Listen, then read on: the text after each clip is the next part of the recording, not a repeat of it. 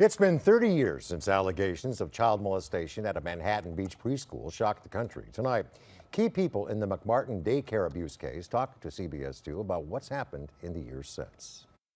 There's just a lot of damage done. It was September 1983 when a letter from the Manhattan Beach Police Department to parents of the McMartin Preschool sent shockwaves through the community. Yeah, that can't be undone.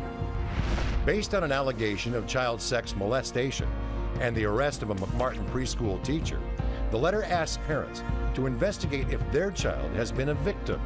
It mentions sex, fondling, and says photos may have been taken of children without clothing, and all possibly under the pretense of taking the child's temperature. Perhaps it started as a misreading of an innocent act. Danny Davis represented Ray Buckey, who was tried with his mother Peggy. They would eventually be charged with 65 counts of child molestation of the preschool students. I have no doubt that Raymond Buckey and others molested my children. The trial would become what many claim to be the longest, most expensive criminal trial in U.S. history. Once the parents began to believe that there had been crimes committed, then the case got very heated. Kevin Cody, founder of The Easy Reader, a newspaper serving the Hermosa, Manhattan, and Redondo Beach communities, extensively covered the McMartin case. There's really no upside to this one. Leo Rubin was the lead prosecutor.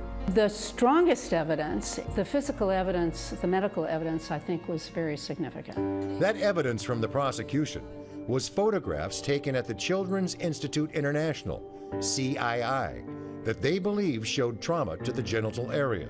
I've been working with sexually abused children for 13 years. Key McFarland, then the director of CII, examined and videotaped about 400 children using anatomically correct dolls. And I have never seen children as frightened as these children. But except for the CII doctors, none of the 124 witnesses called during the trial or 800 exhibits in court offered any corroborating evidence to support the prosecutor's allegations. I never did anything. My son didn't do anything, nor my mother, my daughter, or any of the teachers. I just can't imagine ever molesting a child. I'm not guilty, Your Honor. The trial dragged on for nearly 3 years. CII investigation methods, its suggestive and leading questions to children, its use of dolls would eventually be discredited. The jury finally began its deliberations. And in the end, Ray Buckey and his mother Peggy were acquitted. The case of People versus Raymond Buckey is hereby dismissed, and the defendant is discharged. Thank you, Your Honor. What did you say to the families of the children? Did you speak to them when it was over? Oh, of course I did. They were pretty distraught.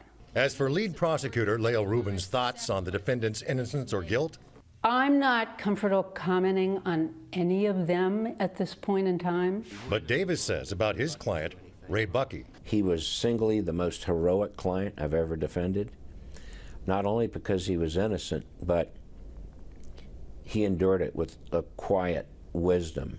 Rubin reflects on the many changes that came about as the result of the McMartin trial, changes affecting criminal cases across the country. The criminal justice system, interviewers and police, law enforcement are much more concerned about eliciting information from children as opposed to giving them clues. In the years since the case, there is a positive update on the children involved in the trial, now adults in their mid-30s. The children are doing great. Very happy, well-adjusted people. But even now, questions still linger. And I say, do you have an independent recollection of being abused? No. Do you think you're abused? Yes.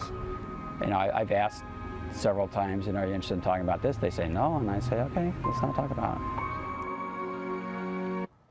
Since the McMartin trial, new protocols have been developed. CII is still in business, providing children's treatment services in the Los Angeles community, but they no longer provide children interview services, medical exams, or make any determinations of abuse. We attempted to reach Ray Buckey for comment, but were unable to locate him.